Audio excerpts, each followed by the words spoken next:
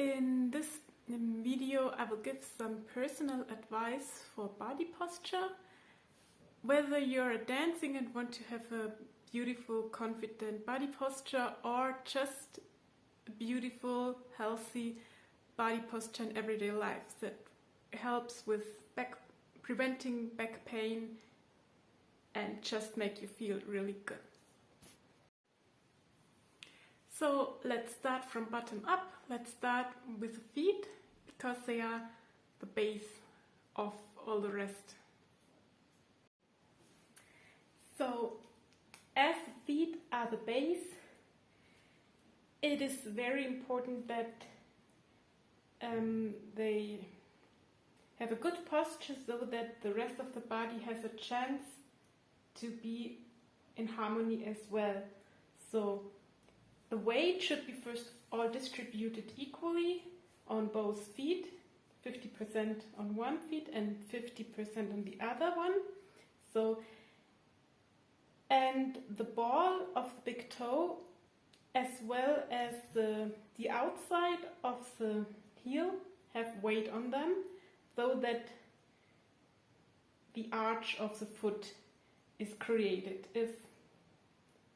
If you sink in, the outside of the heel comes off the floor, so the arch disappears and it's bad posture as well. The knees go in an X position, so the outside has contact, the knees are parallel, and the big toe, the ball of the big toe has weight on it.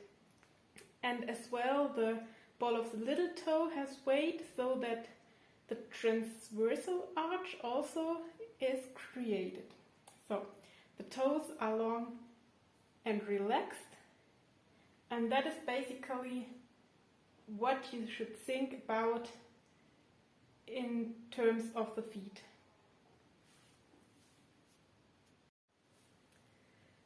So let's continue with the legs. Here I think that also starts with the feet, but it's important that the knees don't point inwards, which is my tendency, but the knees want to be at least straight. So as you can see, normally it's like this, and then you turn them out so that the knees are in one line with the feet. That also concerns the thighs. They don't want to turn in, but they want to turn out.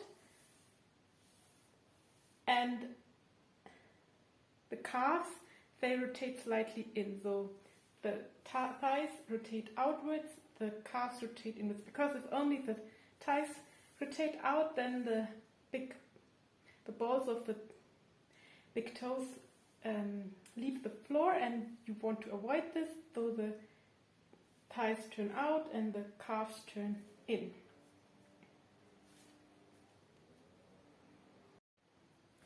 So now the next part are the hips and the belly, and I think it's a quite complex part. So first, I usually have a curve in the back, where if I don't think about anything, I stay like this with a curve in the back. Now if you pull your seat bones, the bones on the base of the pelvis together and down, then the back becomes longer, which is better position. So this is the difference here, completely relaxed, and then seat bones together and to the floor, and the lower spine becomes less curved.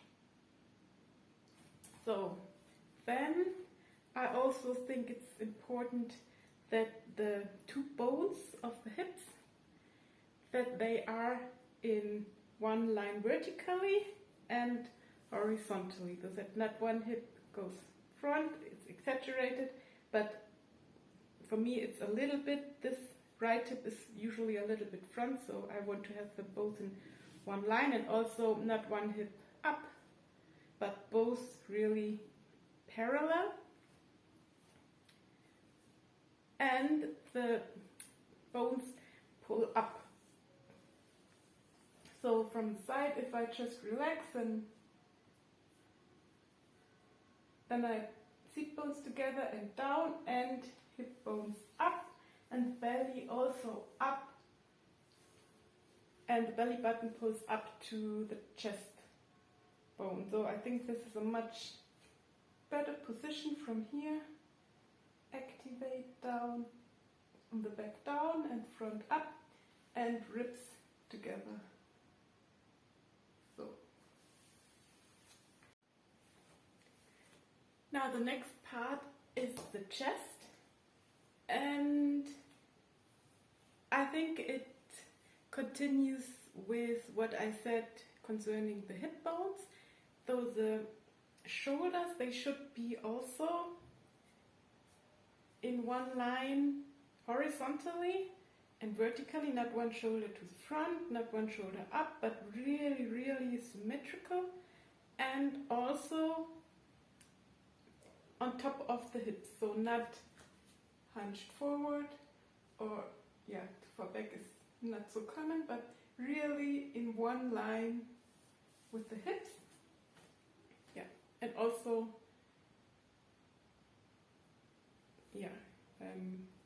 symmetrical, not one side or the other, and really one square shape from the hip bones to the shoulders.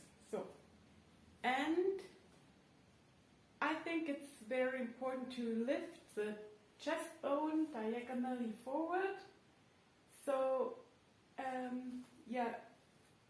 often people tend to round a little bit the back so that the chest sinks in, so you want to avoid this, and the chest pulls up diagonally forward, not just forward, but diagonally. And yes, the shoulders are also open, they are not rounded, they are really wide to the sides and down. And I think also the position of the chest makes the belly look much nicer, because if the chest sinks down, then the belly has no place and has to round forward, but if the chest pulls up, then also the belly becomes more lifted. So again, if I have a normal relaxed position, and then I engage the seat bones down to the floor, hips pull up, ribs in, chest diagonally forward. Yeah. And for the chest, I also think a nice picture is to imagine that you're having a very precious, beautiful necklace, and you want to present it to the world, so that you automatically lift this part of the chest. Now the next part will be the neck and head. So the head should also be placed symmetrically on top. So many people tend to tilt the head either to one side or the other, and it should be really symmetrical. So,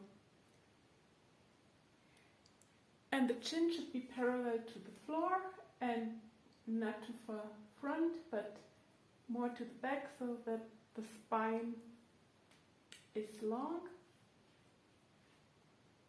And you can imagine a golden string that pulls you up from the crown of your head, though that if you think back to the pelvis, the seat bones, they pull down to the floor, and the golden string pulls you up to the sky.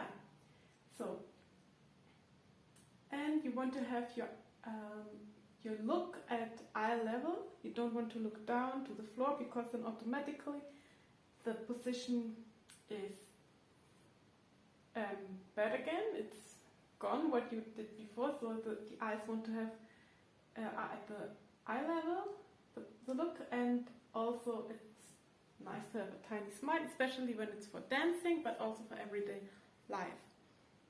So, yeah, chin parallel and chest diagonally up, eyes up, and symmetrical on top. And you also should think about the hands. They want to be really completely relaxed. You can just wiggle them out so that they are really relaxed.